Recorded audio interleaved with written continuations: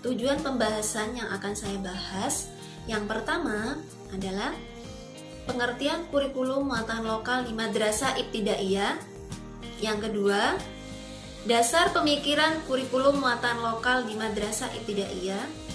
Yang ketiga, tujuan, fungsi, dan ruang lingkup kurikulum muatan lokal di Madrasah Ibtidaiyah. Yang terakhir adalah kriteria pemilihan dan langkah-langkah pengembangan kurikulum muatan lokal di Madrasah Ibtidaiyah. Baik, yang pertama, pengertian kurikulum muatan lokal. Baik, sebelum saya memaparkan tentang pengertian kurikulum muatan lokal, saya jelaskan dulu tentang kurikulum, arti kurikulum secara umum. Kurikulum adalah suatu program pendidikan yang berisikan bahan ajar dan pengalaman belajar yang diprogramkan, direncanakan, dan dirancangkan secara sistemik atas dasar norma-norma yang berlaku yang dijadikan pedoman dalam proses pembelajaran bagi tenaga pendidikan dan santri untuk mencapai tujuan pendidikan. Sedangkan kurikulum muatan lokal, pengertiannya adalah bahan kajian atau mata pelajaran pada satuan pendidikan yang berisi muatan dan proses pembelajaran tentang potensi dan keunikan lokal. Jadi kurikulum muatan lokal ini adalah kurikulum yang berbasis pada keunikan lokal suatu daerah masing-masing. Kemudian selanjutnya, dasar pemikiran kurikulum muatan lokal. Apa saja dasar-dasarnya? Yang pertama, landasan filosofis, yaitu falsafah Pancasila, Undang-Undang Dasar 1945, NKRI, dan Bhinneka Tunggal Ika. Yang kedua, landasan yuridis, khususnya Peraturan Menteri Pendidikan dan Kebudayaan RI Nomor 79 Tahun 2014 tentang muatan lokal kurikulum 2013. Itu berdasarkan dari pemerintah, khususnya Kementerian Pendidikan dan Kebudayaan. Kemudian landasan teoritik, yaitu tentang teori kemampuan berpikir dan karakteristik peserta didik. Selanjutnya, landasan demografik, yaitu Indonesia terdiri dari beragam suku, bahasa, budaya, dan adat, dan potensi keanekaragaman lainnya. Tujuan kurikulum muatan lokal di Madrasah Ibtidaiyah. Kurikulum muatan lokal ini bertujuan untuk memberikan bekal pengetahuan, keterampilan, dan perilaku kepada peserta didik agar mereka memiliki wawasan yang mantap tentang lingkungan dan kebutuhan masyarakat dengan nilai-nilai yang berlaku di daerahnya dan mendukung pembangunan daerah serta pembangunan nasional. Jadi di sini tujuannya adalah untuk lebih mengembangkan kemampuan peserta didik sesuai dengan wawasan kebudayaan di daerahnya masing-masing. Selanjutnya adalah fungsi kurikulum muatan lokal di MI. Apa saja fungsi kurikulum muatan lokal di Madrasah Ibtidaiyah? Di antaranya, yang pertama, fungsi penyesuaian. Madrasah merupakan komponen dalam masyarakat, sebab madrasah berada di dalam lingkungan masyarakat. Oleh karena itu, program madrasah harus disesuaikan dengan lingkungan, kebutuhan daerah dan masyarakat. Jadi program-program yang ada di madrasah harus disesuaikan dengan keadaan dan kebutuhan yang ada di masyarakat tersebut. Kemudian fungsi integrasi. Di sini peserta didik adalah bagian integral dari masyarakat.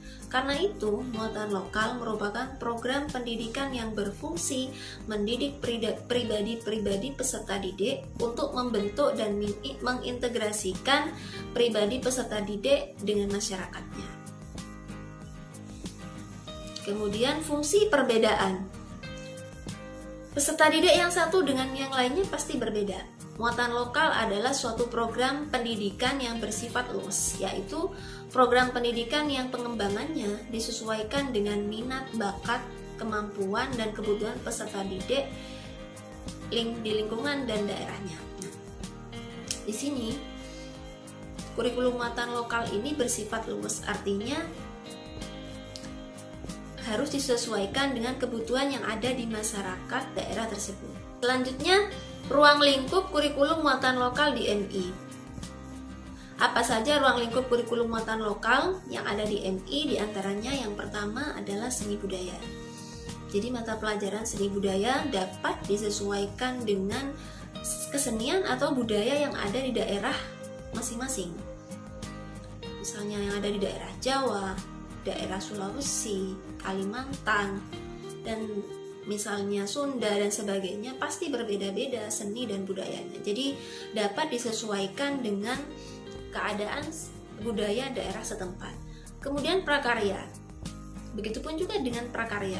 Prakarya di sini bisa juga harus disesuaikan dengan kebudayaan daerah masing-masing. Misalnya prakarya membuat batik karena di daerahnya terkenal dengan budaya batik, misalnya seperti itu contohnya. Kemudian pendidikan jasmani, olahraga, dan kesehatan.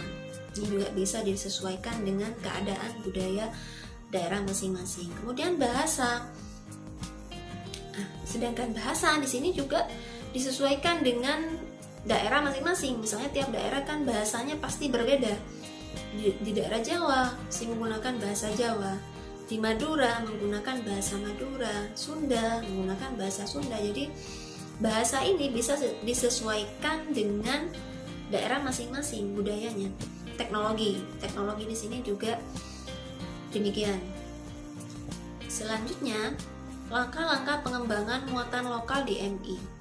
Yang pertama adalah analisis konteks lingkungan alam, sosial, dan atau budaya. Jadi, yang pertama harus didasarkan pada konteks lingkungan alam, sosial, dan budaya setempat.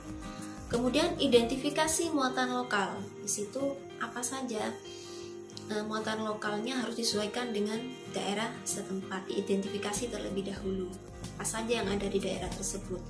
Kemudian perumusan kompetensi dasar untuk setiap jenis muatan lokal.